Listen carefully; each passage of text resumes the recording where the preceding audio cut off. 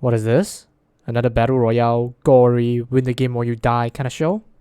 Yeah, why not? Huh, it's actually pretty good. Hello everyone, welcome to the channel. I'm sure by now many of you guys have watched the new Netflix series Squid Game. You pretty much have to be living under a rock to not know it. Now, after watching the entire show for the first time and knowing the ending of the show, which by the way is quite shocking, I actually rewatched it again and noticed some cool new details that I'd like to share with you guys. So in case it isn't obvious, the rest of the video will contain heavy spoilers. If you haven't watched the show, please proceed with caution. So the ending of the show revealed that the old man, who our protagonists have spent many episodes with, are actually the organizer of the Squid Game. With this in mind, I went back on every episode and found these cool new details.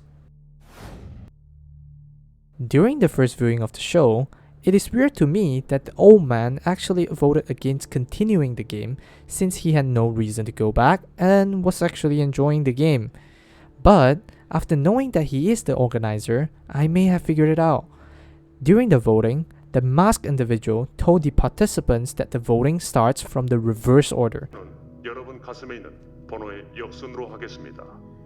which seemed to be an odd choice given there's no reason for it to be, except the fact that the old man is the organizer and the number one player makes it different because he will be the last one to have a say in deciding whether the game will be continued or not.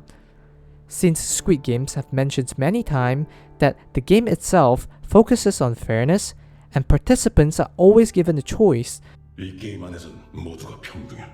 that is why the old man chose to end the game, as he knows it is unfair to force everyone to continue when the voting is 100 to 100. Later on, he gave everyone a second chance to rejoin if they so wish to do so.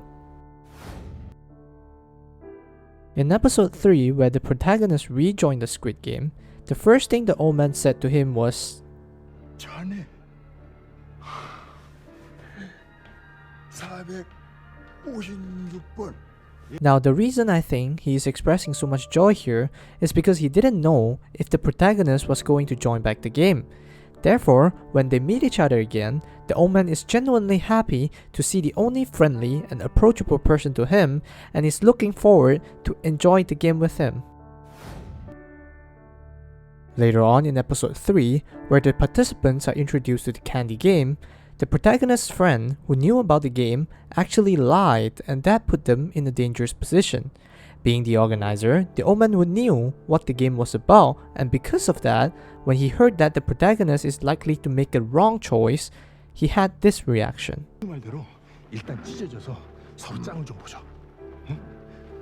Notice how he's actually worried about the protagonist. That is why he said, again, pay attention to how the old man reacted when he knew the protagonist actually made a terrible mistake and is most likely going to die.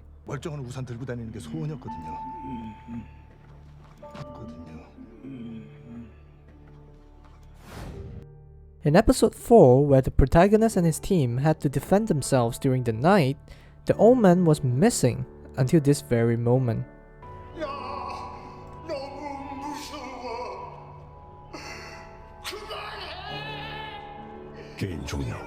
Isn't it weird that the masked gunman who stood outside for so long and decided to not interfere until the old man asked this to be stopped? I think this is the first obvious hint that the show was trying to tell the audience that the old man is somehow involved in organizing the game. Later on, the old man was seen to have been awake for the entire night. I think the reason is so that if any attack were to happen again, he can simply yell for help, and since the masked leader is keeping an eye on him, he will probably stop any attack and keep the old man safe. In episode 6, notice how once the participants' bag is empty after losing all of their marbles, they're immediately executed. However, when the old man thinks that he had no marbles left, the masked gunman didn't immediately shoot the old man as he knew he's ordered to not do that. Towards the end of the episode, the old man purposely lost the game and was about to be executed. pay attention to where the protagonist walked out from and where the gunshot was heard.